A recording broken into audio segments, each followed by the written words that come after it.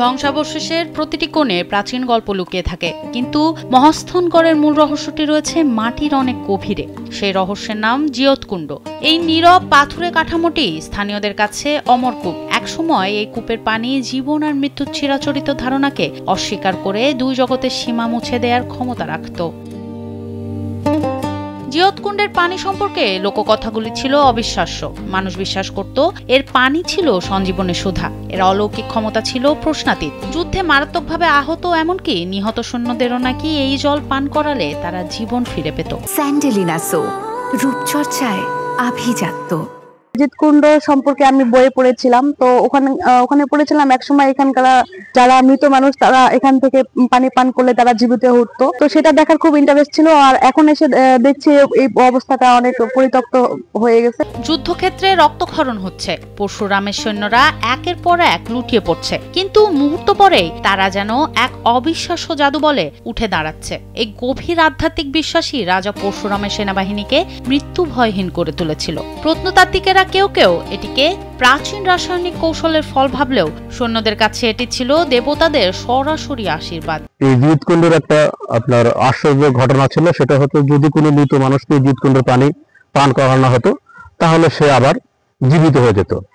যখন শাহ সুলতান বলখি এখানে আসে, এই রাজ্য দখল করে এবং যুদ্ধ হয়, যুদ্ধে যে রাজা পরশুরামের সৈন্যগুলো নিহত হয়, মারা যায়, পরের দিনে দেখা যায় যে আবার ওই সৈন্যগুলোই যুদ্ধ করে। তো এর যখন রহস্য জানতে চাওয়া হলো, তখন এখানকার যে দ্বার রক্ষী ছিল ওনার কাছ থেকে জানা যায় যে জিয়তকুণ্ডের পানি যদি কাউকে পান করানো যায় তাহলে সে আবার জীবিত হয়। কিন্তু সকল ঐশ্বরিক শক্তির একটি দুর্বলতা থাকে যা তার পতন ঘটাতে পারে। পরশুরামের ভাগ্যাকাশে সে দুর্যোগ নিয়ে এলেন মুসলিম ধর্মপ্রচারক হযরত শাহ সুলতান মাহমুদ।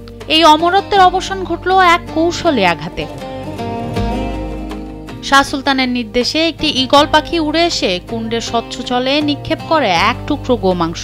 এই অপবিত্রতায় কূপের সমস্ত ক্ষমতা বিলীন হয়ে যায়। জিয়তকুণ্ডের পানি তৎক্ষণাৎ তার অলৌকিক ক্ষমতা হারালো। সৈন্যদের মনোবল ভেঙে যুদ্ধে পরাজয় হয়। জিয়তকুণ্ডের শক্তি হারানোর ফলেই মহাস্থানগড়ে ইসলামী শাসন প্রতিষ্ঠিত হলো। এর ভিতরে গোমাংস দেওয়ার কারণেই এর কার্যকারিতা বন্ধ হয়ে যায় এবং শিলাদেবী যে তার বোন ছিল সে একসময় এখান থেকে পার হয়ে পাশে যে একটা শিলাদেবী নামক ঘাট আছে এখানে গিয়ে ডুব দেয়, তাকে তারা খেয়ে আর এখান থেকে ওঠে নাই। আজ পর্যন্ত এটা জানা যায় সে আর এখান থেকে ফিরে আসে নাই। যদিও অলৌকিকতার গল্প নিয়ে ঐতিহাসিক মতভেদ রয়েছে, কিন্তু কূপটির স্থাপত্য এর প্রাচীন গুরুত্ব প্রমাণ করে। এই কূপের নির্মাণকাল ধরা হয় 1800 থেকে 19 শতকের মাঝামাঝি। সম্ভবত রাজা পরশুরামের প্রাসাদ নির্মাণের সময়ে এটি খনন করা হয়েছিল। So my name is Steven and I'm traveling through Bangladesh for about 3.5 weeks, and we came on this beautiful archaeological site.